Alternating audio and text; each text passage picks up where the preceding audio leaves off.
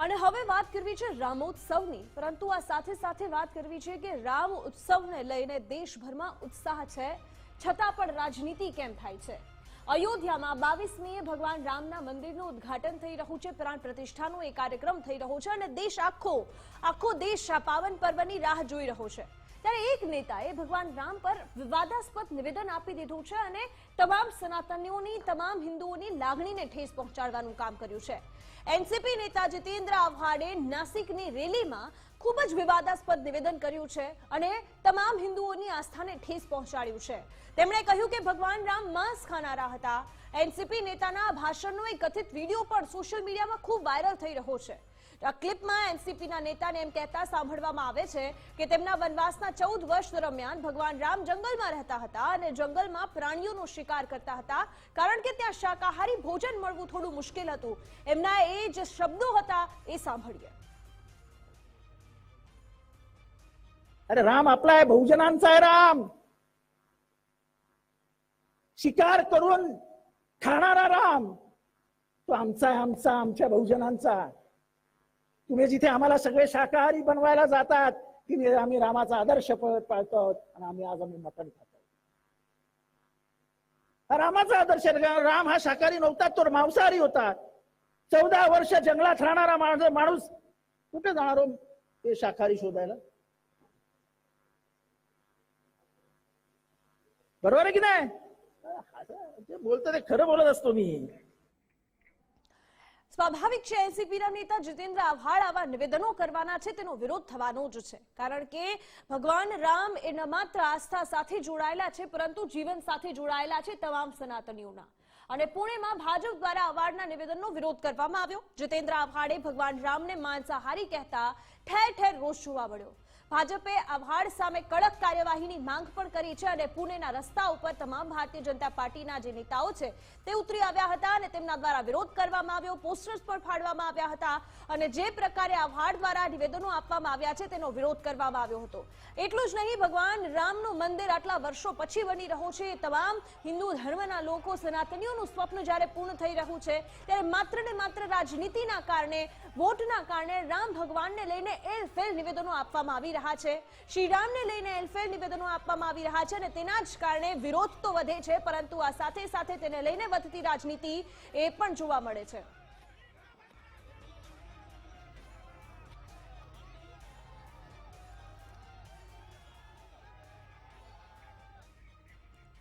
અને એનસીપી નેતા જીતેન્દ્ર આવ્હાડના જે નિવેદન આવ્યું હતું તેને લઈને રાજકારણ પણ ખૂબ ગરમાયું।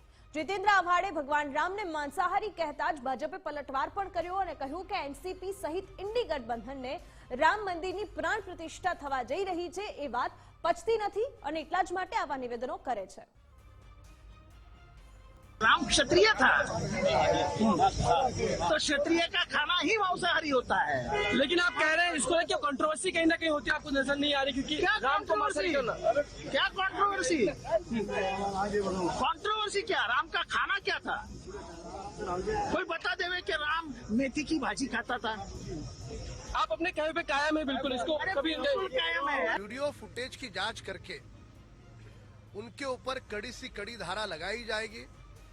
धारा के अनुसार जो गिरफ्तारी होती है, गिरफ्तारी होगी, उन्हें पूरी तरह से कठोर दंड मिलेगा। और ये देखिए, ये प्रभु रामचंद्र जी ने दिए हुए आदर्श राम राज्य पर चलने वाली वर्तमान सरकार है। ये शिंदे जी और फडणवीस जी के नेतृत्व में चलने वाली सरकार है। अजीत दादा भी हमारे साथ है, तो ये कोई उद्धव ठाकरे जैसी सोई हुई सरकार नहीं है। इस महाराष्ट्र की भूमि पर हम देवी देवताओं का अपमान न किसी को करने देंगे और यदि किसी ने किया तो ना उसको छोड़ेंगे। એક બાજુ રામોત્સવની તૈયારીઓ છે અને બીજી બાજુ આવા નિવેદનોના કારણે દેશમાં નારાજગી છે। આવી જ રીતે દેશના સાધુ સંતોમાં પણ નારાજગી જોવા મળી અને સાધુ સંતો કહી રહ્યા છે કે એનસીપીએ જીતેન્દ્ર આવ્હાડની પાર્ટીમાંથી હકાલપટ્ટી જ કરી દેવી જોઈએ। ऐसा है कि राजनीति में काम करने वाले व्यक्ति के जुबान पर कोई लगाम नहीं होता है और देश का कानून भी ऐसा है कि जो मुंह में आए बोलते जाए। बोलने के लिए कोई साक्षी उनको नहीं चाहिए, मन में आया बोल दिया। करोड़ों लोग इससे आहत हुए हैं। खास करके साधु और संत, जो राम के अनुयायी करोड़ों की संख्या में लोग हैं, वो उनको यह सुन करके अत्यंत ही पीड़ा हुआ है। पवार जी को तत्काल ऐसे नेताओं को जूता लेकर स्वागत करके और कालिख पोत कर पार्टी से बाहर करना चाहिए। अगर वो कहते हैं देश सेकुलर है, तो अगर देश इस्लामिक आतंकवादियों की है तब कोई दिक्कत नहीं है। अगर देश ये व्यभिचारियों का है तो कोई दिक्कत नहीं है। देश अब रामद्रोहियों का है तो कोई दिक्कत नहीं है। अगर जरा सा भी आप शरद पवार जी की पार्टी राजनीतिक दल है, अगर राजनीतिक दल है तो मैं पुनः निवेदन करता हूं, अगर शरद पवार की पार्टी राजनीतिक दल है, अगर आतंकवादियों का संगठन है तो कोई बात नहीं, आप कार्रवाई मत करना। अगर राजनीतिक दल है तो तत्काल उसका मुख में कालिख पोत कर जूता की माला पहनाकर उसको भगाना चाहिए। महाराष्ट्र के एनसीपी नेता जितेंद्र आह्वान ने जो बयान दिया है, यह निश्चित रूप से निंदनीय के साथ साथ यह देश के सभी राम भक्तों को गहरा आघात पहुंचाने वाला है। अयोध्या से मैं तपस्वी छावनी पीठाधीश्वर जगत गुरु परमहंस आचार्य आज महाराष्ट्र सरकार और केंद्र सरकार से मांग कर रहा हूं कि मर्यादा पुरुषोत्तम भगवान श्री राम के प्रति इस तरह के अपमानजनक शब्दों का जो प्रयोग करने वाले लोग हैं, इनके ऊपर स्वतः संज्ञान लेकर के सख्त कार्रवाई की जाए।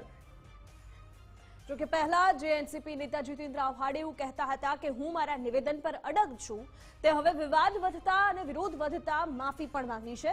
ભગવાન રામ અંગે તેમણે ટિપ્પણી બદલ માફી માંગી છે અને કહ્યું છે કે મારા નિવેદન પર માફી માંગુ છું। નિવેદનથી કોઈને દુઃખ પહોંચ્યું હોય તો એનો ખેદ છે મને। તેમણે ખેદ વ્યક્ત કર્યો। આ સાથે તેમણે કહ્યું કે હું અભ્યાસ કરીને જ નિવેદન આપું છું।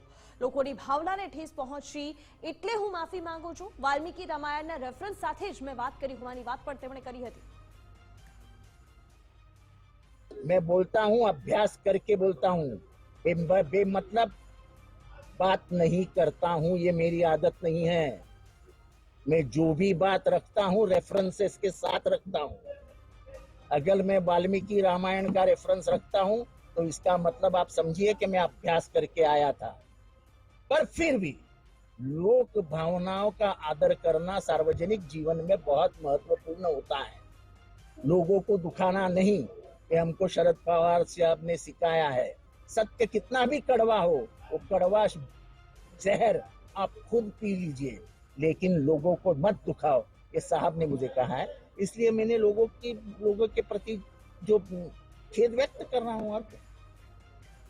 एक बाजू सतत राम मंदिर ने लईने विवादों वधी रहा छे तो बीजी बाजू राम भक्तनो આપઘાતનો પ્રયાસની ઘટના સામે આવી છે। અમદાવાદના રાણીપમાં 1008 રામ ભક્તો સાથે અયોધ્યા જવાનું એક સ્વપ્ન હતું અને આયોજન સફળ ન રહેતા આયોજક દ્વારા આપઘાતનું પગલું ભરવામાં આવ્યું।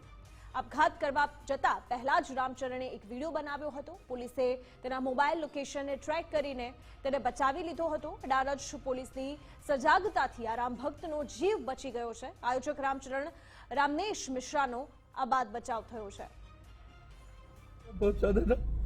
मेरा कोई सपना नहीं है और मेरे बीवी बच्चों का ध्यान रखना।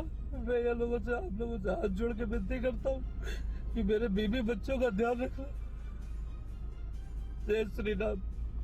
मैं राम के पास जा रहा हूँ। जय श्री राम, जय श्री राम, जय जय श्री राम, जय श्री राम। मेरा नाम रामचरण मिश्रा है। मैं रामचरित मानस यात्रा चैरिटेबल ट्रस्ट का एक ट्रस्टी हूँ। मैं अब जो करने जा रहा हूँ उसका जिम्मेदार मैं खुद अकेला हूँ। मैंने ये यात्रा निकालने का बहुत प्रयास किया। मेरे बाकी के ट्रस्टियों ने मेरे को बहुत हेल्प की। मेरे कारण वो सब परेशान हो गए और मेरे मित्रगण भी काफ़ी परेशान हुए। लोगों ने मेरे को बहुत मदद की है। मैं सोच नहीं सकता उतनी मदद की है, पर किसी भी कारणवश मैं ये नहीं कर पा रहा हूँ, तो इसके लिए कोई जिम्मेदार नहीं है। मैं अकेला जिम्मेदार हूँ और मेरा खाली एक ही सपना है कि आप लोग मिलकर मेरा राम अयोध्या पहुँचा देना। उससे मेरा कोई सपना नहीं है और मेरे बीवी बच्चों का ध्यान रखना।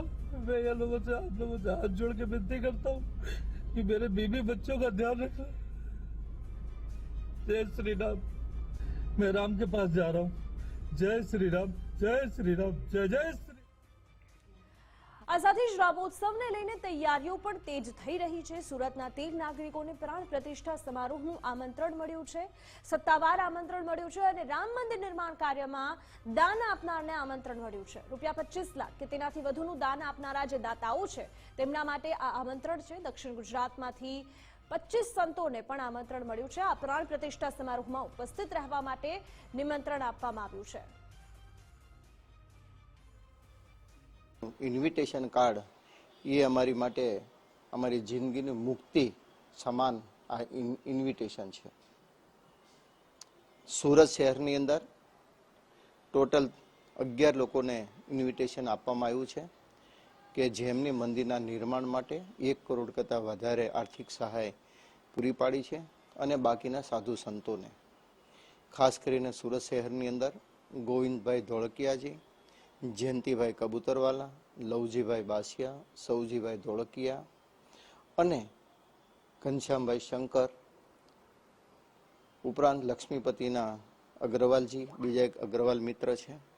આ લોકોને 22 તારીખના પ્રાણ પ્રતિષ્ઠાના કાર્યક્રમમાં ઉપસ્થિત રહેવા માટેનું નિમંત્રણ ટ્રસ્ટ દ્વારા આપવામાં આવ્યું છે.